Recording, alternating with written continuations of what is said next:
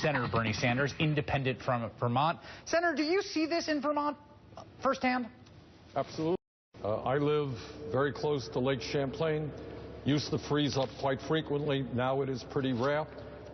You talk to the tourist industry, you talk to the ski and snowboard industry. They are worried about the lack of snow. This last year was pretty good. Previous years, not so good. You talk to the maple sugar industry. They are very worried about what climate change will mean to the great maple syrup that I am addicted to, I must tell you, in the state of Vermont. I wonder if the constituencies that are at the front edge of experiencing this are going to get organized in such a fashion so that they create the kind of political power necessary to counter the folks on the other side, like the fossil fuel industry.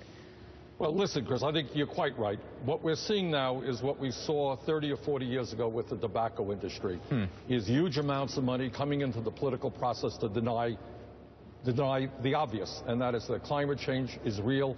It is causing devastating problems right now. It will only get worse if we don't transform our energy system. And the good news here is that we know exactly what to do. We know that if we invest in energy efficiency and weatherization, we can cut back on greenhouse gas emissions very, very significantly. We can save people money on their fuel bills, and we can create jobs as well. And we also know that the price of solar is going down. We should be investing in wind and geothermal, in biomass, and those technologies are only going to improve. They're only going to become more cost effective. And when we do that, we create win-win situations. We help save the planet, lead the world, get China, India to follow us, and we also create jobs in this country. If there's a dawning awareness of folks, say, in the maple industry or in the snow tourism industry in a state like Vermont, do you think there's, I mean, you spend a lot of time, you're a relatively small state, and I know you and I know the way you interact with constituents. You spend a lot of time talking to them.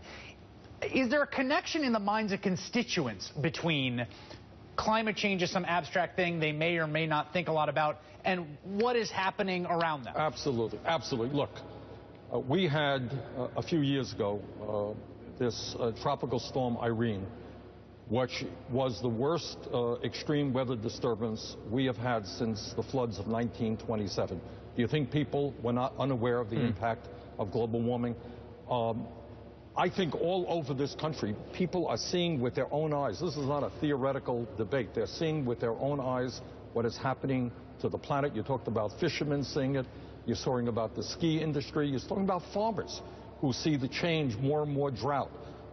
Forest fighters who are now having to combat more extreme forest fires, and more of them than they ever have before. So I think most people who are not under the influence of the Koch brothers and the fossil fuel industry know the severity of the problem and understand that if we do not get our act together and transform our energy system away from fossil fuel into energy efficiency, into sustainable energy, this planet is going to face huge problems in the years to come. Senator Bernie Sanders, always a pleasure. Thank you. Thank you. A climate scientist and Olympic snowboarder will join me next. MSNBC is growing hope around the country, giving you the